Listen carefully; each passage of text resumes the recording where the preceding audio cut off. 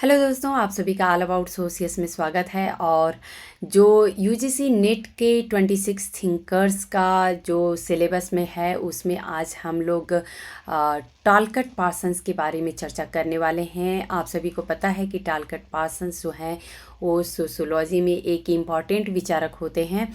तो exam point of view से आज का लेक्चर्स बहुत ज़्यादा इम्पॉर्टेंट होने वाला है, क्योंकि आज टालकट पार्सन्स का एक हम लोग ब्रीफ डिस्कशन देखेंगे जो कि एग्ज़ाम के लिए बहुत ज़्यादा इम्पॉर्टेंट हो जाता है।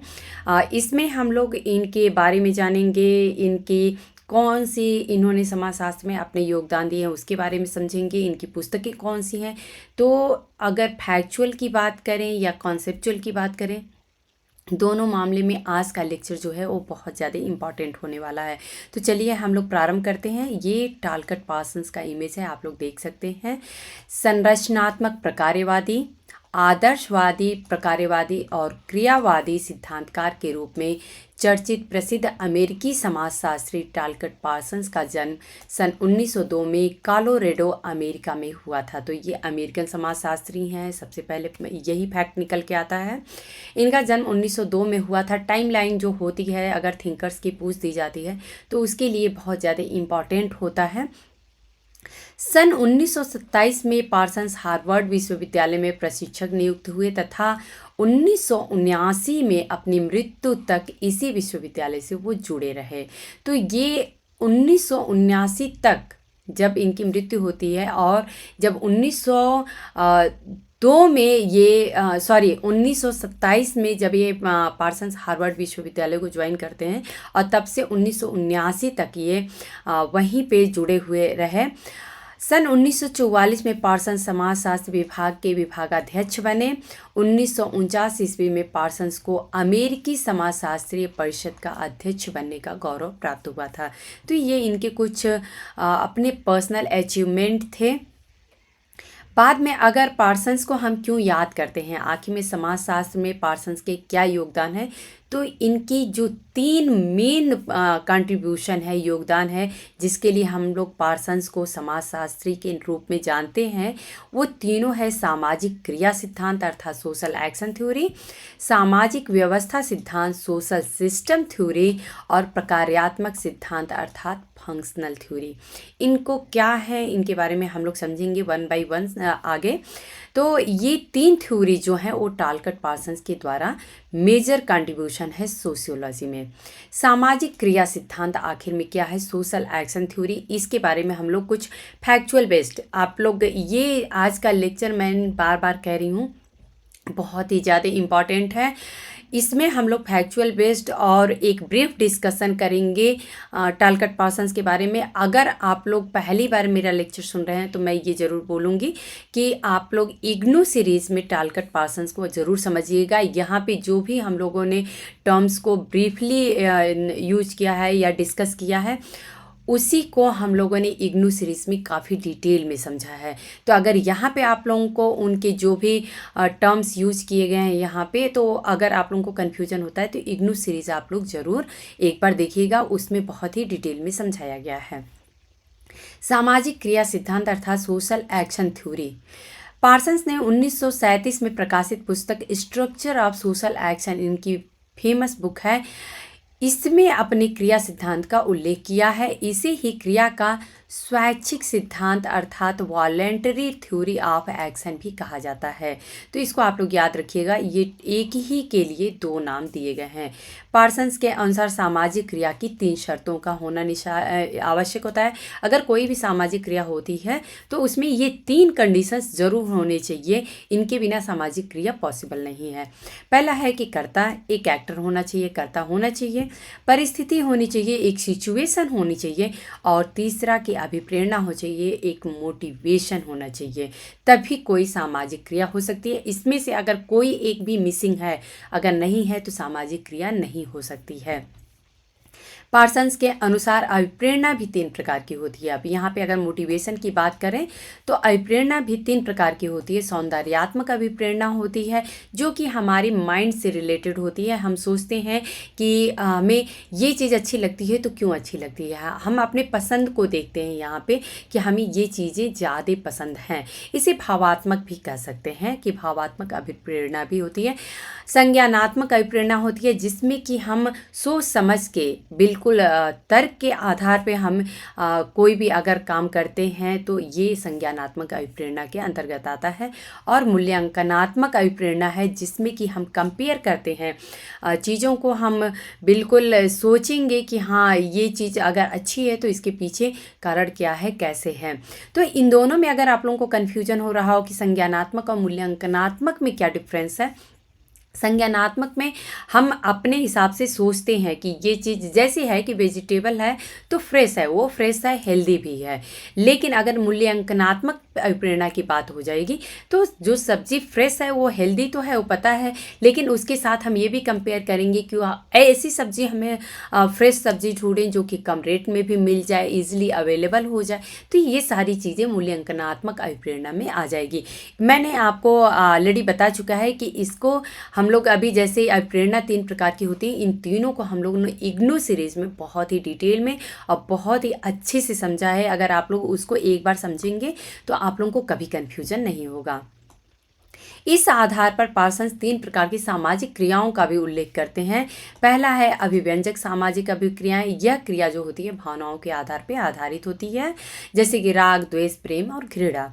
दूसरा है साधात्मक या नैमित्तिक सामाजिक क्रियाएं। यह क्रिया व्यक्ति के साधन है जिसके माध्यम से कर्ता अपने लक्ष्य को प्राप्त करता है कि आखिर में अगर हमें, जैसे आप लोगों को कोई एग्ज़ाम निकालना है तो उसके लिए हमें क्या क्या करना है, ये सारी की सारी साधात्मक या नैमित्तिक सामाजिक क्रियाओं में आ जाएगा। तीसरा जो है वो नैतिक सामाजिक क्रियाएं हैं। ये क्रिया नैतिकता के आधार पर होती है। पार्सन्स का मानना है कि कर्ता बेशक अपनी क्रिया को करने के लिए स्वतंत्र है, लेकिन वास्तव में ऐसा नहीं है क्योंकि उसकी क्रियाएं समाज के मूल्यों के द्वारा निर्देशित होती है। हमें बहुत कुछ करने का मन करता है, लेकिन क्या हम सभी कुछ कर पाते हैं? नहीं। हम समाज के मूल्यों के अनुसार ही हम जो भी क्रिया करेंगे वो पॉसिबल होता है और हम उसे करते हैं। पार्सन्स ने 3 प्रकार की सामाजिक मूल्यों की भी बात की है। अगर बात मूल्यों की आ रही है तो 3 प्रकार की सामाजिक मूल्यों की भी उन्होंने बात की है। पहला है अभिव्यंजक मूल्य जो कि भावनाओं से जुड़ी हुई होती है, संज्ञानात्मक मूल्य, और तीसरा है नैतिक मूल्य। तो 3 मूल्यों की भी बात इन्होंने की। ये सारे के सारे फैक्ट्स हैं जो कि एग्ज़ाम में इसी तरीके से पूछ दिए जाते हैं। अगर आज का लेक्चर आप लोगों ने सीरियसली समझ लिया, एग्ज़ाम पॉइंट ऑफ व्यू से आज का लेक्चर बहुत ज़्यादा इंपॉर्टेंट है क्योंकि इसमें फैक्ट्स आप लोगों को भर भर के मिलेंगे। और अगर आप लोगों को सिर्फ ये एक लेक्चर तैयार हो गया तो टॉलकट पार्सन्स का आप लोग मान सकते हैं कि 90% से एबव आप लोग तैयार कर चुके हैं। पार्सन्स के अनुसार समाज शास्त्र वस्तुतः विभिन्न अंतःक्रिया की भूमिकाओं की एक व्यवस्था होती है। अब इन्होंने, पार्सन्स ने कहा है कि पहले अगर 2 व्यक्ति मिलते हैं तो वो क्रिया करते हैं, अर्थात कुछ न कुछ क्रिया करेंगे, और ये क्रियाएं जब बार बार होती हैं तो यही जो होती है, जब 2 लोगों में क्रिया होती है, कोई एक व्यक्ति क्रिया कर रहा है तो क्रिया होती है, लेकिन जब 2 व्यक्तियों के बीच में क्रियाएं होती हैं तो ये अंतःक्रिया हो जाती है। ये अंतःक्रिया जो होती है बार बार होने की वजह से प्रतिमान बन जाती है, पैटर्न बन जाता है, और यही प्रतिमान जो है काफ़ी लंबे समय तक अगर चलता है तो एक संस्था का रूप ले लेता है, और यही संस्था काफ़ी समय तक अस्तित्व में रहने पर ये एक व्यवस्था के रूप में फॉर्म हो जाती है। तो इस सीक्वेंस में पार्सन्स ने समझाने की कोशिश ये की है कि किस प्रकार से एक क्रिया जो है वो एक व्यवस्था तक पहुंच रही है।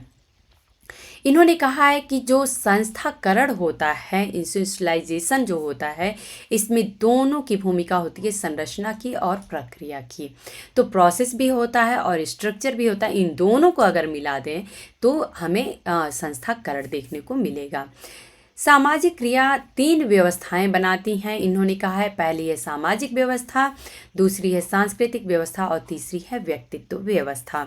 सामाजिक व्यवस्था जब एक से अधिक कर्ता मानक और मूल्यों के अनुसार परस्पर अंतःक्रिया करते हैं। कई लोग जब एक साथ मिलकर अंतःक्रिया करते हैं और यह अंतःक्रिया निरंतर होती रहती है तो इसे ही सामाजिक व्यवस्था कहते हैं। सांस्कृतिक व्यवस्था पे इन्होंने कहा है कि सांस्कृतिक व्यवस्था मूल्य प्रधान होती है क्योंकि मूल्यों से संबंधित होती है। इसमें मूल्य, विश्वास और प्रतीक इस तरह पारस्परिक जुड़े हुए होते हैं कि यह अपने आप में एक व्यवस्था बन जाती है। मूल्य होते हैं, विश्वास होते हैं, प्रतीक होते हैं, ये सभी के सभी एक साथ जुड़ के और एक व्यवस्था बना लेते हैं। इसी को हम सांस्कृतिक व्यवस्था कहते हैं।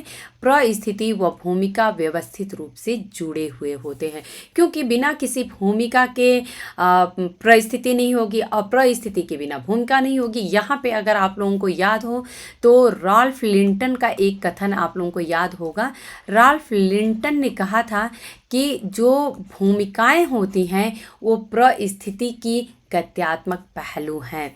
तो इस प्रकार से भूमिका और परिस्थिति को हम अलग अलग इमेजिन नहीं कर सकते हैं। व्यक्तित्व व्यवस्था की बात करें तो व्यक्तित्व व्यवस्था और कुछ ना हो के मनुष्य की मनोदशा को बढ़ाने वाली अभिप्रेरणा होती है क्योंकि ये हमारी पर्सनालिटी से जुड़ी हुई होती है। ये हमारे विचारों और संवेगों की व्यवस्था होती है। पार्सन्स सामाजिक व्यवस्था की इकाई आखिर में क्या होती है, ये इम्पॉर्टेंट एक फैक्ट है कि पार्सन्स ने सामाजिक व्यवस्था की इकाई किसे माना है तो ये एक्शन को मानते हैं, अर्थात क्रिया को मानते हैं। ये आप लोग जरूर ध्यान रखिएगा, एक एक फैक्ट्स है ये। पार्सन्स सामाजिक व्यवस्था के 3 लक्षण बताते हैं। इन्होंने सामाजिक व्यवस्था के 3 लक्षण भी बताए हैं कि ये तीनों लक्षण क्या होते हैं जिससे हमें सामाजिक व्यवस्था अस्तित्व में दिखती है। तो पहला जो होता है कि विभिन्न भागों में परस्पर निर्भरता पाई जाती है। विभिन्न जो हमारे समाज की व्यवस्थाएं हैं उनके विभिन्न भागों में हमें पारस्परिक निर्भरता दिखाई देती है और इसी से हम बोलेंगे कि ये एक प्रकार्यवादी विचारक हैं क्योंकि जब समाज की विभिन्न व्यवस्थाओं में निर्भरता होगी तो यही प्रकार्यात्मक हमें थ्योरी कहती है। व्यवस्था की एक सीमा तक अस्थायित्व देखने को मिलती है। तो व्यवस्था में हमें व्यवस्था जो होती है अपने आप को अस्थायित्व, स्टेबिलिटी के कंडीशन में रखने की कोशिश करती है। लेकिन यहाँ पे अगर दोनों चीज़ों को देखें कि विभिन्न भागों में पारस्परिक निर्भरता होती है और व्यवस्था में एक सीमा तक अस्थायित्व पाया जाता है। तीसरा पॉइंट ये भी इन्होंने कहा है कि व्यवस्था में परिवर्तन भी होता है और वो कैसे होता है हम देखेंगे। अगर आदिम साम्यवाद से लेकर आज के आधुनिक समाज तक देखें तो ऐसा नहीं है कि सडन कोई संघर्ष की स्थिति आ गई और आदिम साम्यवाद से सीधे हम आधुनिक आज के समाज में आ गए हैं, बल्कि एक समाज अपने आप को स्थिर बनाने की कोशिश करती है लेकिन जो नए परिवर्तन आते रहते हैं उनसे भी अनुकूलन करने की कोशिश करती है और इस प्रकार से फिर वो अनुकूलन के साथ ही फिर उस तरीके से स्टेबिलिटी समाज में दिखाई देती है। तो इस प्रकार से पार्सन्स ने माना है कि व्यवस्था में परिवर्तन भी होता रहता है लेकिन स्टेबिलिटी के साथ होता रहता है, संघर्ष का इसमें कोई रोल नहीं है। अभिन्यास प्रकारांतर की बात इन्होंने कहा है। पैटर्न वेरिएबल्स इन्होंने कहा है कि 5 प्रकार के होते हैं। ये कौन से होते हैं? भावनात्मकता बनाम भावात्मक तटस्थता, दूसरा है सार्वभौमवाद बनाम विशिष्टतावाद, तीसरा आत्म उन्मुखता बनाम सामूहिक उन्मुखता, प्रदत्त बनाम अर्जित और विसरण बनाम विनिर्दिष्टता। तो ये सभी के सभी अगर आप लोगों को बिल्कुल डिफरेंट से फर्स्ट टाइम अगर आप लोग देख रहे हैं या नहीं समझ में आ रहा है या आज तक भी पढ़े हैं और ये टर्म्स नहीं समझ में आए कि आखिर में क्या है, तो इसको आप लोग इग्नू सीरीज़ में ज़रूर देखिएगा। उस वहाँ पे पैटर्न वेरिएबल्स को मैंने बहुत ही डिटेल में समझाया है, एक एक एग्जाम्पल के साथ समझाया गया है। तो आप लोगों को ये जो कन्फ्यूजन होगा वो दूर हो जाएगा। इन्होंने फंक्शनल प्री रिक्वेजिट की भी बात की है, प्रकार्यात्मक पूर्व आवश्यकताओं की बात की है। इन्होंने कहा है कि ये 4 प्रकार के होते हैं। पहला अनुकूलन अर्थात एडाप्टेशन, और ये जो होती है आर्थिक व्यवस्था से संबंधित होती है। दूसरा है लक्ष्य, जिसे गोल कहते हैं, और ये राजनीतिक व्यवस्था से संबंधित होती है। तीसरा एकीकरण, इंटीग्रेशन, सांस्कृतिक व सामुदायिक संगठन की व्यवस्था से संबंधित होती है। और चौथा है यथास्थिति अर्थात लेटेंसी, ये परिवार तथा शिक्षा व्यवस्था से संबंधित होती है। यहाँ पे अगर हम लोग अभी जो जस्ट इसके पहले डिस्कस किए, तो ये हम देखेंगे कि जो ये हमें पांचों विन्यास प्रकारांतर देखने को मिलते हैं, पैटर्न्स, वेरिएबल्स, तो ये आखिर में परंपरागत समाज और आधुनिक समाज में किस प्रकार से अलग अलग हैं। तो हम देखेंगे कि भावनात्मकता जो है वो परंपरागत समाज में पाई जाती है, वहीं पे भावात्मक तटस्थता जो है वो आधुनिक समाज में पाई जाती है। विशिष्टतावाद परंपरागत समाज की विशेषता है, सार्वभौमवाद आधुनिक समाज की। सामूहिक उन्मुखता जो है परंपरागत समाज की विशेषता है, और आत्म उन्मुखता जो है ये आधुनिक समाज की विशेषता है। विसरण जो है वो परंपरागत समाज में पाया जाता है, विशिष्टता आधुनिक समाज में। और प्रदत्त जो है वो परंपरागत समाज की विशेषता है, वहीं पे अर्जित जो है वो आधुनिक समाज की विशेषता है। तो इस प्रकार से आप लोग इसको ये समझ सकते हैं कि किस प्रकार से एग्जाम में पूछ दिया जा सकता है कि भावात्मकता बनाम भावात्मक तटस्थता जो है वो किस किस समाज की विशेषताएं हैं। अगर पूछ दिया गया कि भावात्मक तटस्थता किस समाज की विशेषता है, तो यहाँ पे अगर आप लोगों को क्लियर रहेगा तो आप लोग इजली क्वेश्चन अटेम्प्ट कर सकते हैं। इन्होंने यथा स्थिति अर्थात लेटेंसी को कहा है कि दो प्रकार की समस्याओं का निदान करती है। कैसे? पहला है पैटर्न मेंटेनेंस की बात करते हैं, प्रतिमान अनुरक्षण की, और दूसरा है तनाव प्रबंधन अर्थात टेंशन मैनेजमेंट की। तो ये लेटेंसी जो है ये दो कार्य करती है। अब तनाव दूर करने के भी इन्होंने दो तरीके बताए हैं। पहला है संस्थागत समय सारणी और संस्थागत प्राथमिकताएं, और दूसरा है कि सामाजिक नियंत्रण। सामाजिक नियंत्रण के भी इन्होंने तीन प्रकार बताए हैं। पहला है अनुनय अर्थात परसुएशन, दूसरा है अवरोधन अर्थात इंसुलेशन, और तीसरा है पृथक्करण अर्थात आइसोलेशन। तो ये सारे फैक्ट्स हैं जो कि एग्जाम में ऐसे ही पूछ दिए जाते हैं, ये आप लोग याद रखिएगा। पार्सन्स ने कहा है कि तनाव प्रबंधन में समाजीकरण जो है वो बहुत ज़्यादा आवश्यक होता है। समाजीकरण के लिए दो संस्थाओं को इन्होंने महत्वपूर्ण माना है। पहला है प्राथमिक संस्थाएं। इसमें इन्होंने कहा है कि दो पॉइंट आते हैं, व्यक्तित्व का निर्माण और व्यक्तित्व का स्थिरीकरण। पहला तो व्यक्तित्व का निर्माण होता है, और दूसरा व्यक्तित्व का स्टेबलाइज भी होना चाहिए। पर्सनालिटी हमारी ऐसा नहीं कि सडन चेंज हो गई, तो व्यक्तित्व का स्थिरीकरण भी होता है। सॉरी। इन्होंने कहा है कि जो परिवार एक ऐसी संस्था होती है जो कि व्यक्तित्व का निर्माण करती है, और ये प्राथमिक संस्था में आती है। तो परिवार जो है वो प्राथमिक संस्था की पहचान है। परिवार का इन्होंने परिवार पे एक बहुत ही, या परिवार पे बोलें या व्यक्तित्व पे बोल सकते हैं, टालकट पार्सन्स ने एक बहुत ही फेमस कोट कहा है। ये विभिन्न परीक्षाओं में पूछ दिया गया है कि परिवार वह कारखाना है जहां व्यक्तित्व का उत्पादन होता है। तो ये कोट विभिन्न परीक्षाओं में पूछा भी गया है, आप लोग जरूर याद रखिएगा। द्वितीयक संस्थाओं की बात इन्होंने की है, इसमें इन्होंने वेश्यावृत्ति को रखा है। इन्होंने कहा है कि वेश्याएं जो होती हैं वो समाज के लिए सेफ्टी वॉल्व होती हैं जो कि व्यक्तियों को नियंत्रित रखती हैं। तो ये कुछ फैक्ट्स हैं टालकट पार्सन्स से जुड़े हुए जो कि आप लोग जरूर से ध्यान रखिएगा। पार्सन्स ने सामाजिक व्यवस्था के 4 संरचना तत्वों की बात की है।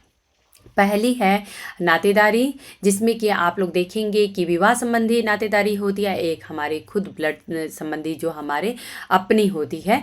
तो 2 नातेदारी भी होती है इसमें। दूसरा है सामाजिक स्तरीकरण और शक्ति व्यवस्था, और चौथा है कि धर्म एवं मूल्य संगठन। तो ये 4 संरचना तत्व देखने को मिलते हैं पार्सन्स के अनुसार सामाजिक व्यवस्था में।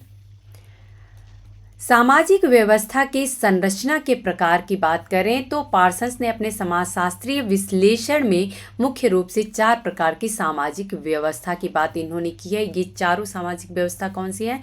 पहली आर्थिक व्यवस्था है, दूसरी पारिवारिक व्यवस्था है, तीसरी राजनीतिक व्यवस्था है, और चौथा व्यक्तित्व व्यवस्था है। पार्सन्स ने सामाजिक व्यवस्था और सामाजिक संरचना की अवधारणा में अंतर किया कि सामाजिक व्यवस्था अलग होती है और सामाजिक संरचना जो होती है वो अलग होती है। सामाजिक व्यवस्था की अभिव्यक्ति सिद्धांतों के समग्र रूप से होती है, जिसके माध्यम से सामाजिक अंतःक्रिया की भूमिकाएं और संबंधित तत्वों का संगठन होता है। तो यहाँ पे इन्होंने कहा है कि सामाजिक व्यवस्था जो होती है, इसके माध्यम से सामाजिक अंतःक्रिया की भूमिकाएं और संबंधित तत्वों का संगठन होता है। दूसरी ओर वहीं पे सामाजिक संरचना यदि देखें तो उस विशिष्ट प्रकार को प्रतिबिंबित करती है। यहाँ विशिष्टता की बात आ जा रही है, जिसमें अंतःक्रिया की स्थिति में ये भूमिकाएं साथ साथ संस्थित होती हैं और संगठित होती हैं। पार्सन्स ने सामाजिक व्यवस्था की संरचना के 4 प्रकार भी बताए हैं। ये चारों प्रकार कौन से हैं? सार्वभौमिक अर्जित प्रतिमान, सार्वभौमिक प्रदत्त प्रतिमान, विशिष्टतावादी अर्जित प्रतिमान और विशिष्टतावादी प्रदत्त प्रतिमान। तो ये चारों प्रतिमानों की बात इन्होंने की है। ये आप लोग इग्नू सीरीज में काफ़ी डिटेल में समझेंगे। अगर वहाँ पे आप लोग ऑलरेडी ये आप लोगों को मिलेगा, इग्नू सीरीज में मिलेगा, उसमें आप लोग देख सकते हैं कि पार्सन्स की एक एक कॉन्सेप्ट को मैंने बहुत ही डिटेल में समझाया है। पार्सन्स के शब्दों में यहाँ पे इनका एक कथन है कि सामाजिक संरचना परस्पर संबंधित संस्थाओं, एजेंसियों और सामाजिक प्रतिमानों तथा साथ ही साथ समूह में प्रत्येक सदस्य द्वारा ग्रहण किए गए पदों तथा कार्यों की विशिष्ट क्रमबद्धता को कहते हैं।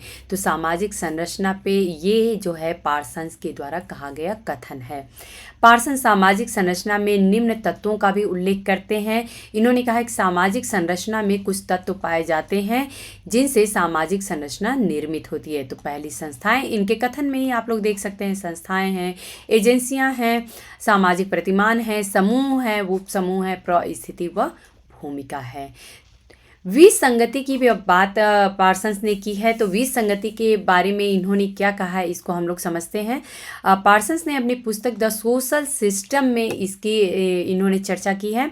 विसंगति एक ऐसी स्थिति होती है जिसमें कर्ता अपने दबावों तथा संघर्षों को संस्थागत साधनों द्वारा दूर न करके ऐसे तरीकों से दूर करने का प्रयत्न करता है जिसकी स्वीकृति समाज नहीं देता है और जिसके परिणाम स्वरूप सामाजिक व्यवस्था में विघटन की दशा उत्पन्न होती है।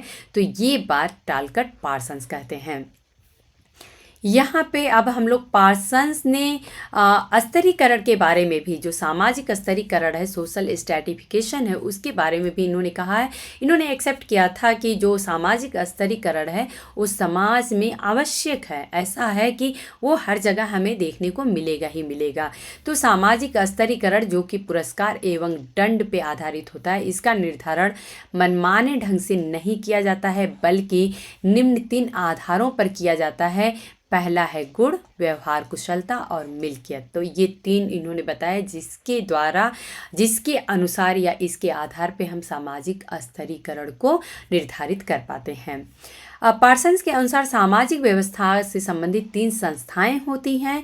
ये हैं, पहला संबंधात्मक संस्थाएं जो कि समाज व्यवस्था में देखने को मिलती हैं।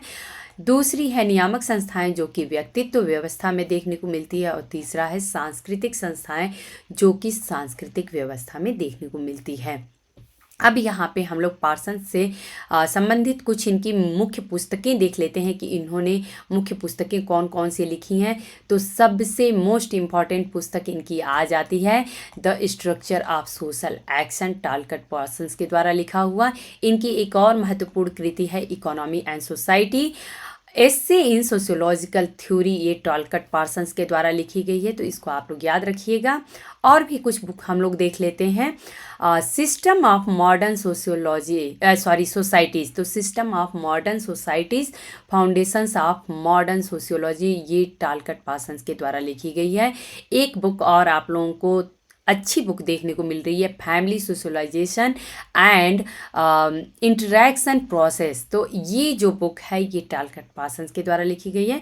Toward a general theory of action, ये बुक भी आप लोगों को पार्सन्स के द्वारा लिखी हुई देखने को मिलती है। और इनकी एक और most important book the social system, अभी जब हम लोग अभी चर्चा किए कि इकोनॉमी की बात इन्होंने द सोशल सिस्टम में की है। थ्योरी ऑफ सोसाइटी, ये बुक भी काफ़ी ज़्यादा इम्पॉर्टेंट है कि थ्योरीज ऑफ सोसाइटी जो है इन्होंने एडवर्ड सिल्स के द्वारा साथ मिल के लिखा था। तो एडवर्ड सिल्स और टालकट पार्सन्स दोनों का नाम आता है थ्योरीज ऑफ सोसाइटी में। तो उम्मीद है दोस्तों कि आज का जो लेक्चर था आप लोगों को ऐसा फील होगा कि इसमें कंटेंट भर भर के थे और पार्सन्स से लगभग जुड़े हुए हम लोग हर कॉन्सेप्ट को, हर थ्योरी को हम लोग समझने की कोशिश किए। हालांकि ये एक ब्रीफ डिस्कशन था एग्ज़ाम पॉइंट ऑफ व्यू से, क्योंकि ये एक कॉम्पिटिटिव सीरीज़ है तो इसलिए हम लोग इसमें ब्रीफ डिस्कशन करते हैं। लेकिन एक बार मैं फिर से आप लोगों से रिक्वेस्ट करूंगी कि यदि आप लोगों को इसमें कहीं भी उनकी टर्मोलॉजी, उनके की टर्म्स या जो भी कुछ उनके अगर कोई कॉन्सेप्ट नहीं समझ में आते हैं तो आप लोग प्लीज़ इग्नू सीरीज़ ज़रूर देखिएगा, क्योंकि उसमें मैंने टालकट पार्सन्स को बहुत ही डिटेल में समझाया, एक एक कॉन्सेप्ट को उनके बहुत ही डिटेल में समझाया गया है। तो उम्मीद है दोस्तों कि आप लोगों को मेरा पढ़ाने का तरीका, मेरा लेक्चर्स आप लोगों को पसंद आते होंगे। अगर पसंद आते हैं तो आप लोग लाइक किया करिए, कमेंट करके हमें बताया करिए, अपने दोस्तों में शेयर किया करिए। धन्यवाद।